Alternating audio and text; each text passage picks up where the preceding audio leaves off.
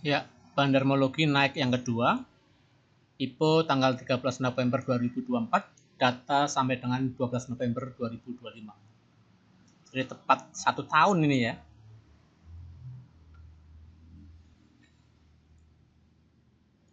Jadi company profile ya. Di sini direksi punya 10%. Kemudian saham publiknya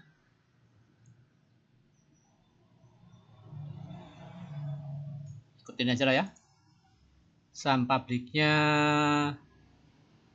24,9%.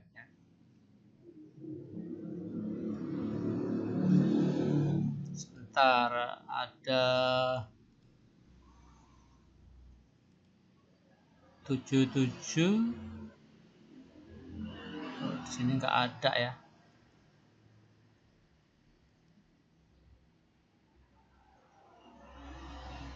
Ya kita cek 750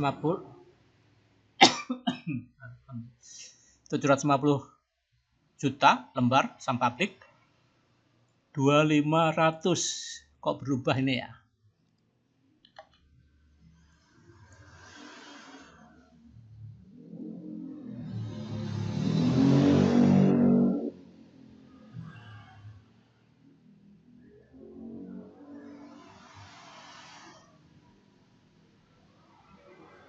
Jadi ya ini data ya, kita nggak bisa bantah.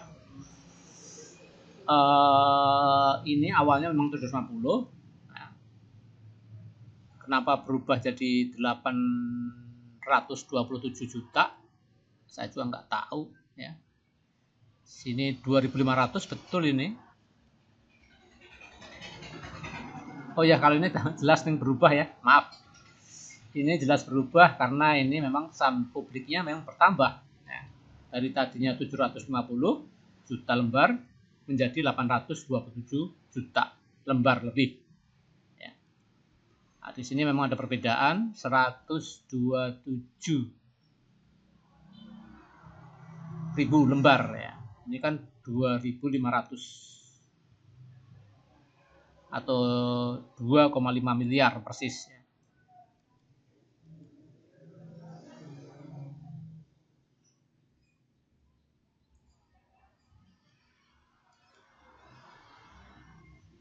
Ya, kita langsung aja ke buy dan sell.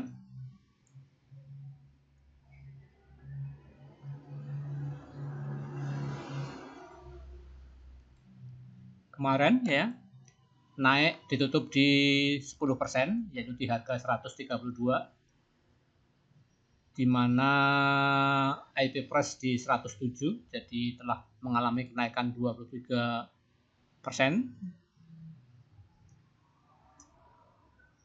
IPO di tanggal 13 November 2024, jadi tepat 1 tahun hari ini. Ya nggak sengaja ya, ulang tahun saham naik. Ya. Di mana data diambil di tanggal 12 November 2025 kemarin, Rabu ya. Hari ini hari Kamis. Ini belum ada data karena di data saya masih di bawah 200 hari. Jadi belum ada low price, AVG price dan high price. Asing ada cuma tipis 0,87%.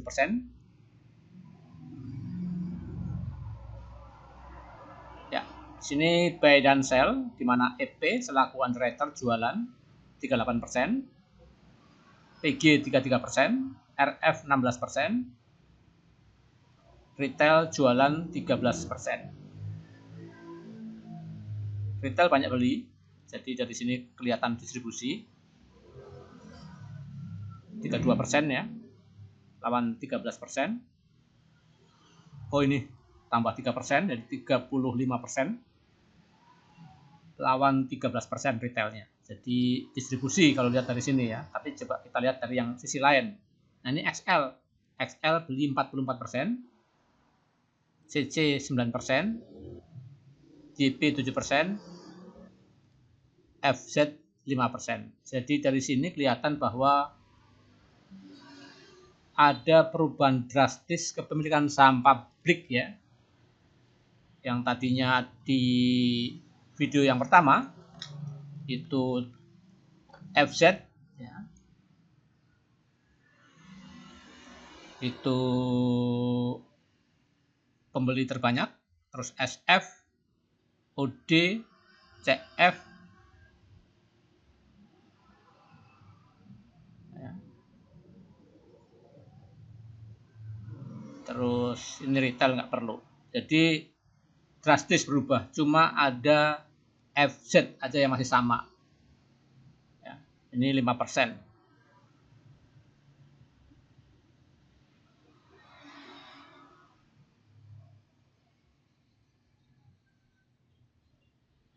Jadi dinamis banget ya, kepemilikan sahamnya berubah-ubah. Jadi bandarnya bandarnya berubah, jadi memang saham ini turun drastis ya. Di video yang pertama harga di 490, di sini udah 132. Jadi mengalami penurunan yang sangat dalam walau usia baru 1 tahun. Nah, dari saham yang beredar di market ya, sekitar 604 juta lembar, itu 73% ya, dari saham free float yang ada. Sedangkan 27% dari saham free float masih dipegang oleh empunya, belum pernah dijual dari saat IPO. Nah, itu kalau kita bicara free float ya, yang standar ya.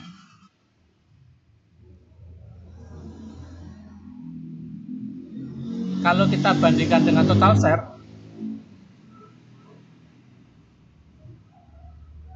yang telah di buy dan sell 18%, jadi cukup banjir ini.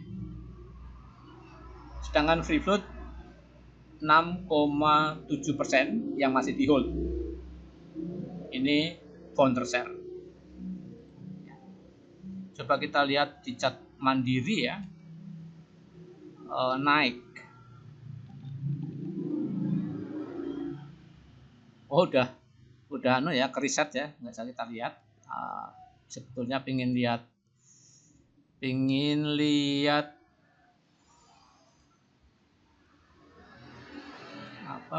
order book ya, tapi tidak bisa karena udah di reset ya, karena udah jam 8 pagi ya.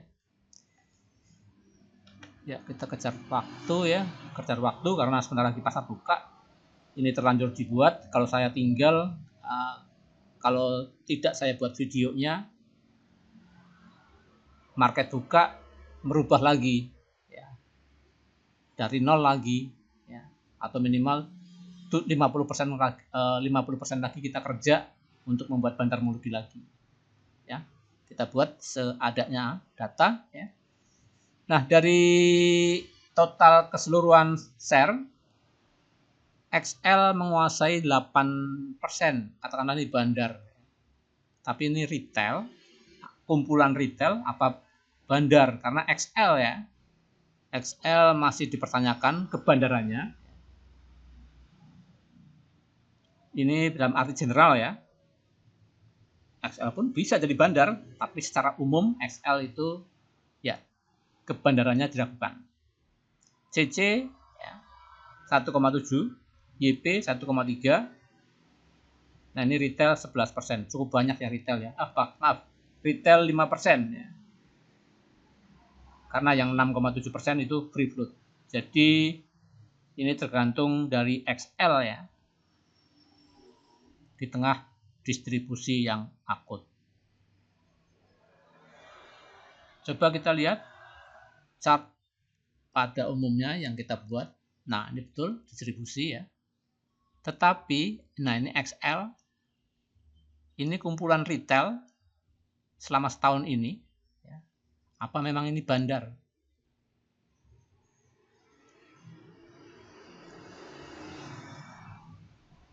EP ya, yang jualan ini underwriter wajar, PG, RF, yang jualan cukup ya kayak PG ya, ini ya yang jelas bukan retail ya, RF bukan retail.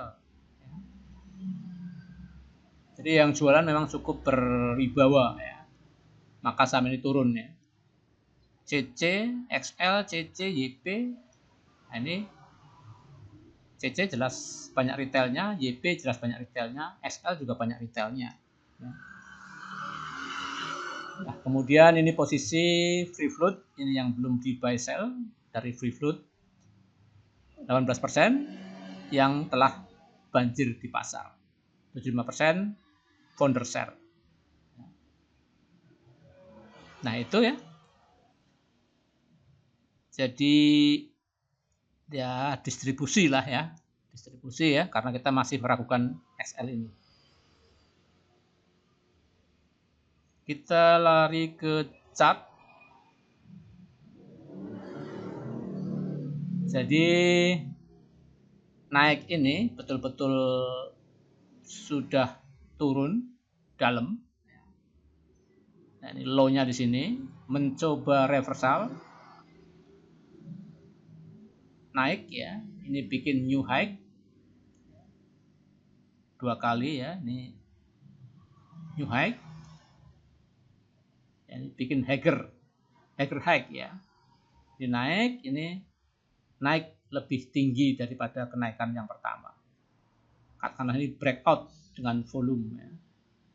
Jadi ini juga momentum pertama kali ya, jadi istilahnya dari penurunan tajam ini mantul ya, anggaplah mantul dan bikin higher high dan higher low ya. Jadi masih ya, kalau orang bilang itu masih uget-uget ya. Masih mencoba berbalik arah atau reversal, tapi data tidak mendukung ya. Kecuali data yang terakhir, nanti coba kita buat data yang terakhir kenapa saham ini naik. Ini ya, saat naik dalam setahun, kemudian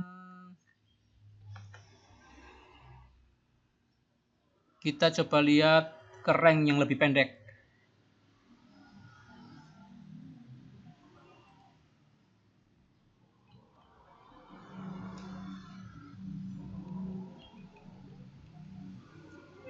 Ya, naik ya. Nah, naik ke rank yang lebih pendek, yaitu dari tanggal 2 bulan 7 2025 ya, jadi 2 Juli sampai sekarang ya, dimana masih tetap distribusi. XL masih mendominasi, PG jualan, EP jualan, RF jualan, ini masih sama ya. Yang jualan sama ya, tetapi yang jualan dari yang pertama relatif sama ya. Atau kalau Anda belum yakin, lihat di video pertama ya, yang jualan bener nggak PG, EP, dan RF ya. Yang jelas yang beli berbeda jauh, tinggal XL, YP, oh ini beda ya, maksudnya beda tanggal ya. Dengan yang tadi yang general. Di XL masih menjadi pembeli terbanyak, nyangkut YP, CC, nah ini masih distribusi lah intinya ya. Asing 50-50, maksudnya asing beli 2%, jualan juga 2%. Lainnya lokal, dominasi lokal sangat kuat. Itu ya. Terus kita, nah tadi ya, saya coba buat yang untuk pasar reguler.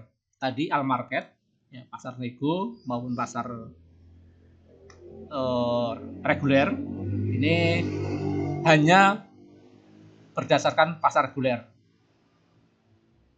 agak sedikit beda ya. Di sini distribusinya nggak begitu ketara dibanding yang pertama tadi. Nah, distribusinya ketara betul lalu di sini.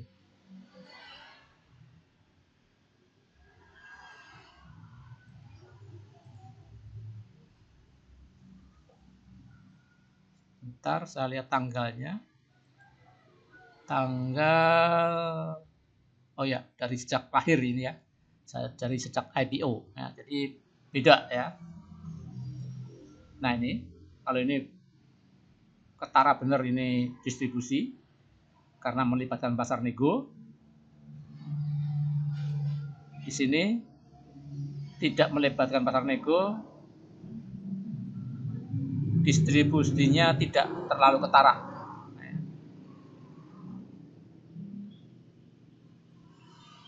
Ya, tapi tetap distribusi. Ya, jadi ya untuk dia lebih detailnya ya kita buat ke yang pasar reguler. Siapa tahu beda ya. Nah, itu ya. Kemudian kita lihat hari yang terakhir. Jadi kita bicara tentang naik ini betul-betul tergantung cuma analisa hari kemarin.